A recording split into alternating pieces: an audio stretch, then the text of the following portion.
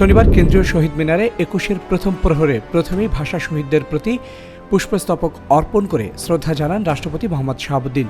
পরে পৃথকভাবে পুষ্পস্তবক অর্পণের মাধ্যমে মহান ভাষা আন্দোলনের শহীদদের প্রতি শ্রদ্ধা জানান প্রধানমন্ত্রী তারেক রহমান। এ সময় শহীদদের স্মরণে দাঁড়িয়ে নীরবতা পালনের পাশাপাশি দোয়া মোনাজাতে অংশ নেন প্রধানমন্ত্রী। মহান শহীদ দিবস এবং আন্তর্জাতিক মাতৃভাষা দিবস উপলক্ষে দেয়া এক বাণীতে প্রধানমন্ত্রী তারেক রহমান বলেছেন, ২১শে ফেব্রুয়ারি আমাদের জাতীয় জীবনের এক অবিস্মরণীয় অধ্যায়।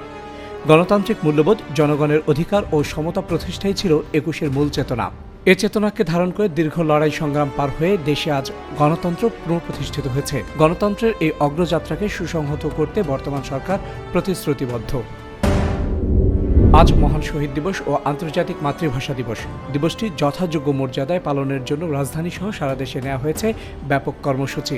কেন্দ্রীয় শহীদ মিনারে প্রধান বিচারপতি, বিরোধী দলীয় নেতা, ৩ বাহিনীর প্রধান, পুলিশের আইজিপি, বিজিবির মহাপরিচালক, বিভিন্ন রাজনৈতিক দল, সামাজিক ও সাংস্কৃতিক সংগঠন এবং শিক্ষা প্রতিষ্ঠানের পক্ষ থেকে শহীদ মিনারে পুষ্পস্তবক অর্পণ করা হয়। শ্রদ্ধা জানাতে ভোর থেকেই শহীদ মিনার এলাকায় নামে মানুষের ঢল।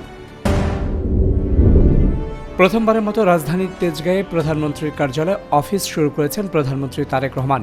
শনিবার সকাল 10টা 10 কার্যালয়ে পৌঁছান তিনি। সেখানে তাকে স্বাগত জানান কার্যালয়ের মুখ্য সচিব AVM আব্দুস সত্তার ও অতিরিক্ত প্রেস সচিব আতিকুর রহমান রুমন। প্রধানমন্ত্রী নিজ কার্যালয়ের মূল ভবনে প্রবেশের আগে সাবেক প্রধানমন্ত্রী বেগম খালেদা জিয়ার সরকারের সময় দায়িত্ব পালনকারী কর্মকর্তা কর্মচারীদের সঙ্গে কুশলাদি বিনিময় করেন।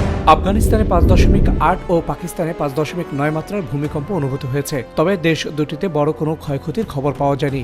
যুক্তরাষ্ট্রের ভূতাত্ত্বিক জরিপ সংস্থা জানায়, শুক্রবার আফগানিস্তানের পূর্বাঞ্চলে অনুভূত হওয়া এ ভূমিকম্পটি কাবুলের উত্তর পূর্বে ও অপরটি পাকিস্তানের খাইবার পাখতুনখোয়ায় আঘাত হানে। ইংল্যান্ডের জনপ্রিয় ফ্রাঞ্চাইজি ভিত্তিক টি-20 টুর্নামেন্টের দ্য 100-এর নিলামে নাম দিয়েছে 23 বাংলাদেশি ক্রিকেটার। নিলামে 710 ক্রিকেটারদের মধ্য থেকে দল গুছিয়ে নেয় ফ্রাঞ্চাইজিগুলো।